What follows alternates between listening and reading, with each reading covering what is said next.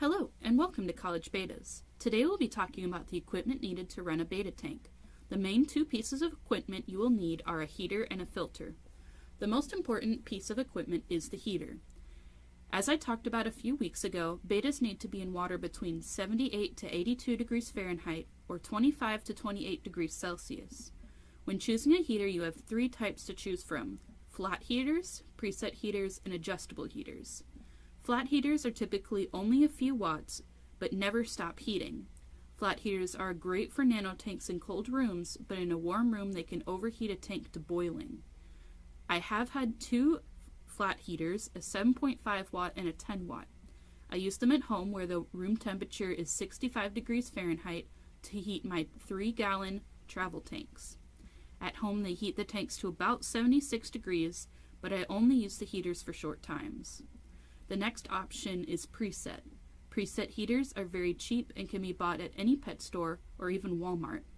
They are set to 78 degrees and turn on when the water is too cold and turn off when it is just right.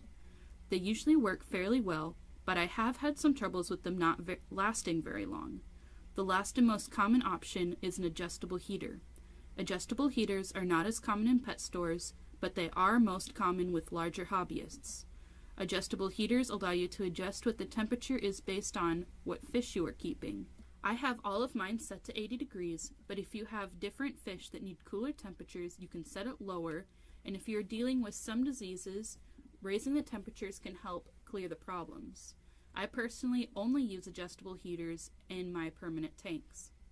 The next most common piece of equipment is a filter. Filters are very important because they hold a lot of the bacteria that converts ammonia into nitrates and nitrites. Unless you plan on doing very frequent water changes, I would definitely consider getting a filter. With filters, you have a few options: hang on the back, sponge, sump, canister, and Undergravel. A hang on the back filter allows you to keep the majority of the filter outside of the water. They work by pulling water in through an intake and then passing through media, usually in the form of a cartridge, and back into the tank. Hang on the back filters are usually seen on small or medium-sized tanks, 5 to 100 gallons. I currently only run one on Squirt's tank, but I love it. One downside to some hang on the back filters, like the one that I have, is that you have to prime them, which means that you have to add water for it to start. If the power were to go out and you're not at home, and then your filter turns off and back on, the filter would run dry and most likely stop working.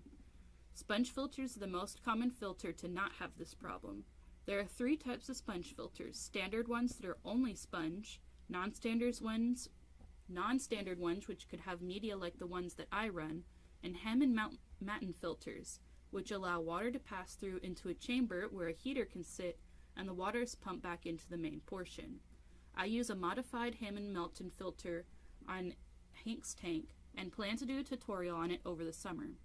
Sponge filters are usually used on nanotanks, but are also common in larger tanks in conjunction with other filters. Sumps are also made specifically for a tank and are made out of other tanks. Sumps are very customizable and can include filter floss, sponge, ceramic media, carbon, and plants. Sumps are usually used on larger tanks.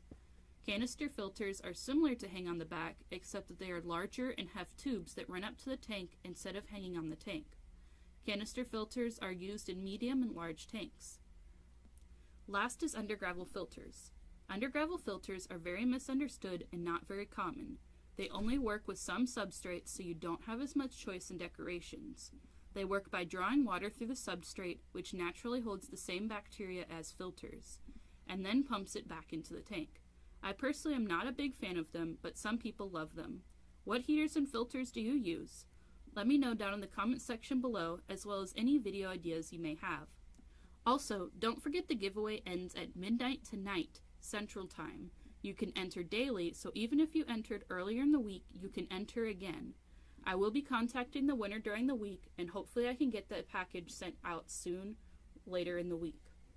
Don't forget to like and subscribe, and join us next week for a look at every fish food I have and how healthy they are.